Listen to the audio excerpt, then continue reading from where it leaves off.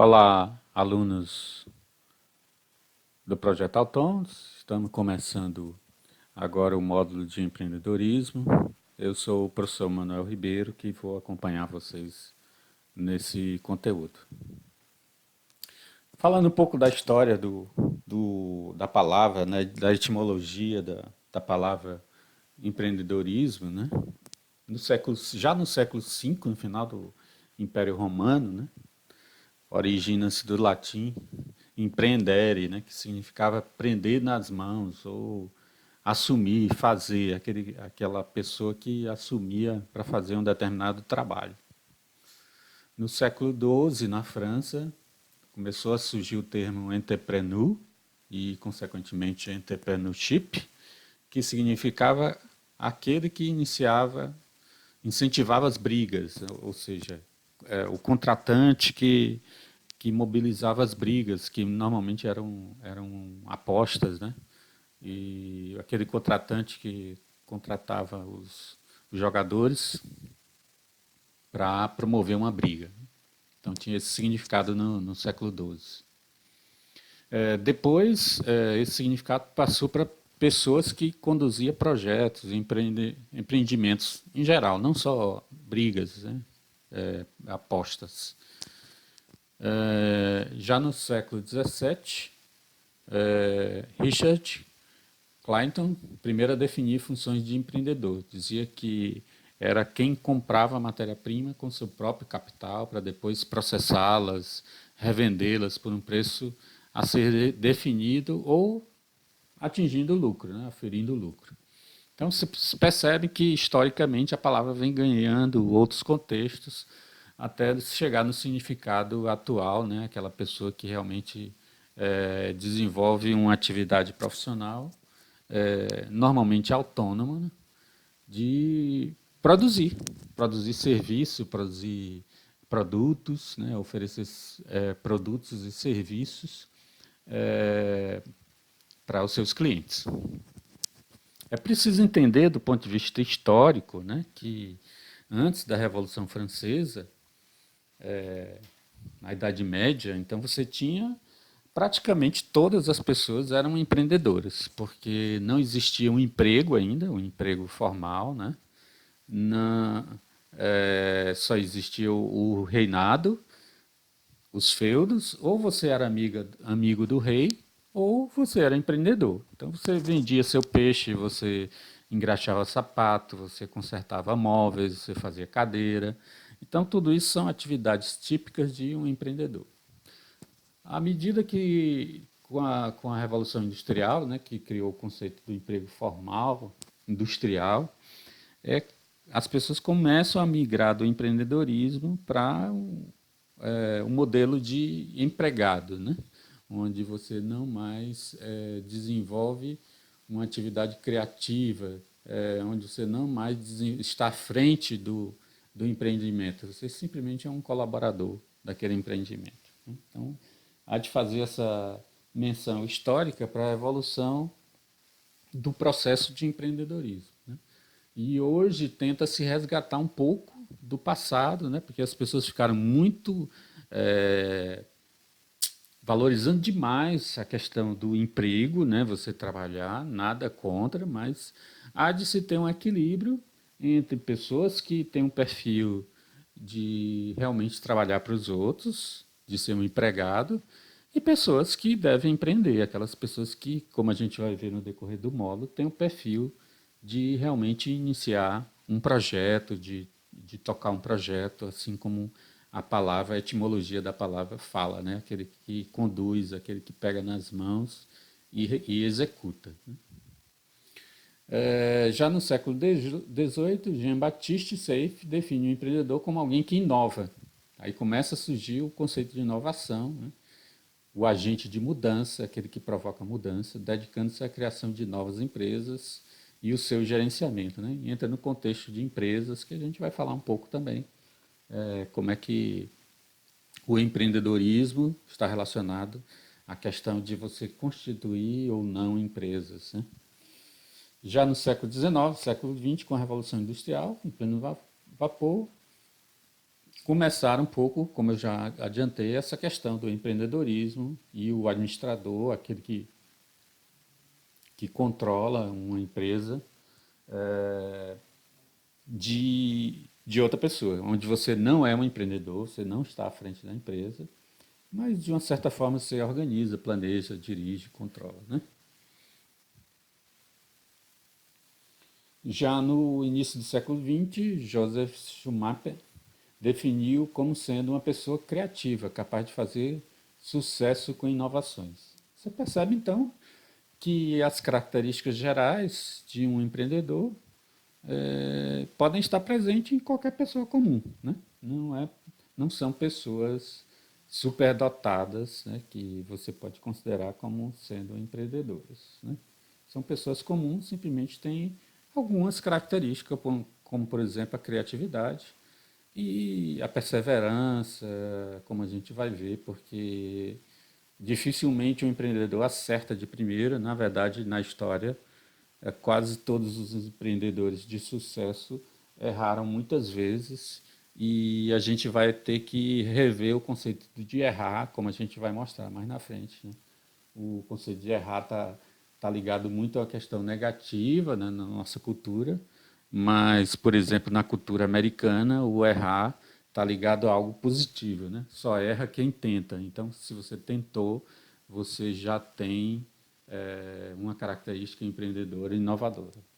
E todos esses de sucesso, né? As pessoas de sucesso empreendedoras, Steve Jobs, erraram muito mesmo, e a gente só os conhece pelos sucessos que eles tiveram, mas eles erraram muito, né? Então, a pessoa empreendedora tem que ter esse papel, esse perfil resiliente, ou seja, ele não vai desistir no primeiro erro, no primeiro fracasso, é a pessoa que vai continuar tentando. Então, tem essa característica pessoal também do empreendedor, ele ser resiliente ao fracasso. Então, o Joseph define também o indivíduo que reforma ou revoluciona o processo criativo disruptivo do capitalismo. Ou seja, o capitalismo, o capitalismo industrial e depois com os conceitos de Ford, ficou muito repetitivo, né? Até no filme do Charlie Chaplin ele faz uma sátira, né? O cara passa o dia apertando o mesmo parafuso, né? Então veio o processo de empreendedorismo como a quebra desse processo mecânico, né? Do trabalho mecânico. Então você tinha que voltar um pouco às origens, onde as pessoas tinham ideias, onde a pessoa podia destruir o que estava construído, ou seja, a palavra disruptiva nesse sentido de propor um outro caminho para algo que já está consolidado. Alguém está ganhando dinheiro com isso, mas você vem com uma ideia diferente. Está também ligado às questões do nosso cotidiano, por exemplo, o Uber, né? É um serviço disruptivo porque ele reinventou o serviço de táxi, né? Hoje, o serviço de táxi é totalmente diferente porque teve um processo criativo, disruptivo, que foi do aplicativo Uber, né? E assim outros casos de sucesso, né? No final dos anos 60, Kenneth Knight e Peter Drucker, que são o Peter Drucker é considerado o pai da administração moderna, né? Introduziu o conceito de risco. Ou seja, um empreendedor precisa arriscar em algum negócio, né? Então, sempre que você pensa num processo de empreendedorismo, tem que ter conhecimento do risco que você está correndo, né? O risco é inerente a qualquer atividade humana. Na verdade, o risco é inerente à própria vida humana, né? Então, nós todos estamos sujeitos a um risco de permanecer vivo, um risco que aconteça algo conosco. Isso sempre foi dessa forma, desde dos primórdios, né, até os dias de hoje. Sempre convivemos com riscos. E o risco deve fazer parte também das nossas atividades profissionais. A gente não pode estar totalmente avesso ao risco, até porque não existe segurança nenhuma, né? A gente está vendo até com os movimentos aí do governo federal, né? Da situação financeira do país, que é muito precária financeiramente, e até mesmo quem tem estabilidade no emprego, né? Corre o risco de ser é, de ter um impacto, né, na sua atividade, pois o país está numa situação financeira muito ruim, então determinadas empresas públicas podem fechar, então tudo pode acontecer. Também, né, o impacto do mercado de trabalho foi muito grande com essa crise, muitas pessoas perderam emprego, né, mais de 13 milhões de desempregados. Então você vê que o risco faz parte de qualquer atividade humana, então a gente não pode criar o conceito de que não existe risco no emprego, não existe risco no emprego público, então o risco é inerente da atividade humana e vamos ter que conviver com isso. O risco faz parte também da atividade de empreendedorismo. Então, na década de 70, né, o Peter Drucker também fala que o empreendedor deve se apoiar nas oportunidades para criar mudanças. Os empreendedores não devem se limitar aos seus próprios talentos pessoais e intelectuais para executar o ato de empreender, mas mobilizar recursos externos, valorizando a interdisciplinaridade do conhecimento e da experiência para alcançar seus objetivos, né? Então, o fato de vocês estarem fazendo esse curso, o autômato, já faz parte desse conceito do Peter Drucker, né? Então, você pode, vamos supor que você tem o espírito empreendedor, mas você está adquirindo mais conhecimento nesse curso para que você consiga realmente desenvolver suas ideias. Com o avanço das tecnologias nos anos 70 e 80, então criou-se na Califórnia o chamado Vale do Silício, né? Vamos dizer assim, a meca do empreendedorismo, local atual da sede das principais empresas de alta tecnologia, como IBM, Microsoft, Intel, né? Sendo considerado um dos maiores polos de empreendedores do mundo. Depois eu vou comentar um pouco essa cultura do Vale do Silício, mais para frente. Vocês percebem que a cultura é completamente diferente da nossa cultura e é um pouco do que a gente vai ter que refletir para mudar as nossas atitudes. Nos anos 90, o conceito de empreendedorismo começou a nortear o ensino norte-americano, ou seja, os próprios americanos revalorizando o empreendedorismo, até porque muitos americanos também, distantes do Vale do Silício, começaram a ficar, é, é, vamos dizer assim, acostumado com aquela situação de ter um emprego, de ter uma vida tranquila, né? Mas também eles passaram por vários momentos de crise. Por exemplo, a cidade de Dallas, né, praticamente foi arrasada com a crise automobilística, né? As, as principais montadoras americanas, a Ford, a GM, né, mudaram as fábricas mais para locais de baixo custo de produção, como Brasil, Índia, né, América Latina, China, e muitos empregos americanos se perderam. Você percebe que a questão de risco aí, né, sempre está inerente à atividade humana. Então, dizendo as características, né, para ver se vocês começam a se encontrar como um empreendedor. Quais são as características que eu deveria ter para me considerar um empreendedor? A primeira coisa, você tem que ter iniciativa, né? A pessoa que não tem iniciativa, ela não sai da sua zona de conforto. Ah, eu estou muito confortável só estudando, ou eu tenho o meu emprego. Então, a iniciativa é que move as pessoas no sentido a procurar outra posição, procurar uma outra atividade, né? Procurar um outro relacionamento, qualquer coisa na nossa vida, a iniciativa é a base de tudo. Visão, né? Então você precisa ter uma visão. Ninguém está falando aqui que as pessoas devem cegamente empreender. A pessoa tem que estudar um pouco aquilo que eles vão empreender.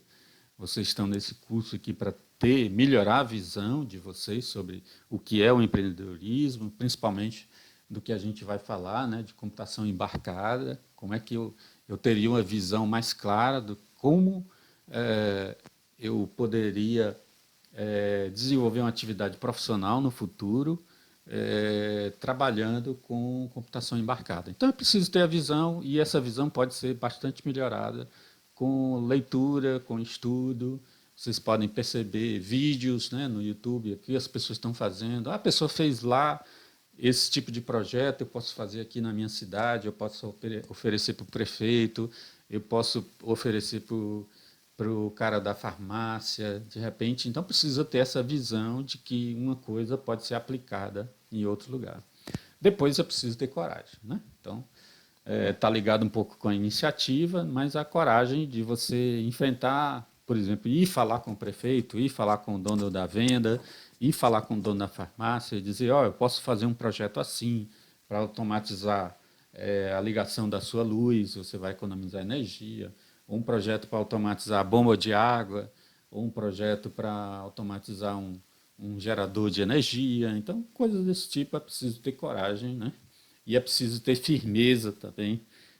Mesmo que você não saiba 100% de detalhes, você tem aquele risco que eu falei, né? Então, quando você faz uma proposta de trabalho para algum cliente, você tem que ter firmeza, embora você corra um certo risco que você não saiba todos os detalhes. Isso faz parte, inclusive, da cultura americana. A cultura americana, quando o Facebook saiu, eles tiveram a firmeza de dizer que o Facebook está no ar, está tudo ok, mas a gente sabe que o produto não estava, né? Então eles correram um certo risco. E assim, sucessivamente, várias tecnologias são colocadas no mercado ainda incompletas. Faz parte da cultura americana, né? Se tiver semi-pronto, coloque para as pessoas interagirem e criticarem. Então, faz parte um pouco. Para esse processo é preciso ter uma firmeza, né? Então, você não pode. Você tem que ter uma certa firmeza para dizer assim: ó, está aqui o produto, eu sei que pode melhorar, mas está aqui o produto, já está entregue, né? Decisão, então, preciso tomar algumas decisões. Atitude ao respeito humano, qualquer atividade de empreendedorismo exige relações humanas para você falar com o cliente. Se seu negócio começar a crescer, você vai precisar ter um funcionário, um colaborador, um sócio. Então, o respeito humano faz parte da atividade de empreendedorismo, né? Não se pode. Vamos lembrar do cara da banca, né, que vende verdura. Ele se relaciona muito bem com a sua clientela, ele conhece as pessoas. Ah, madame, a sua banana aqui está do jeito que você gosta. Então, isso são atitudes de respeito com o seu cliente, com o ser humano no geral. E a forma que você trata também seus funcionários também está ligada a isso, né? A capacidade de organização e direção, então você não pode ser uma pessoa desorganizada. Se você for, então você tem que começar a se disciplinar e ter um certo controle, um certo. Até porque quando você for empreender, você vai ter que controlar suas despesas, quanto que você está recebendo. Se você vai desenvolver um projeto, você vai ter que passar um preço para o cliente. Para saber esse preço, você tem que fazer as contas de quanto é que vai custar cada componente, né? A gente vai falar um pouco sobre como você adquirir componentes, o preço aproximado de alguns componentes, para que você consiga fazer um orçamento, né? O que a gente chama de orçamento, e passar um preço para o cliente. Então, o empreendedor tem que ter essa capacidade de organização e direção, sim. Então, falando de algumas características, o empreendedorismo você que toma a decisão, é a principal mudança entre o funcionário e o empreendedorismo, né? Quer dizer, o autônomo é como se fosse o presidente da sua própria empresa. Então, você tem que tomar a decisão. Não tem quem tome decisão para você, né? Então, tomar decisão faz parte do processo de empreendedorismo.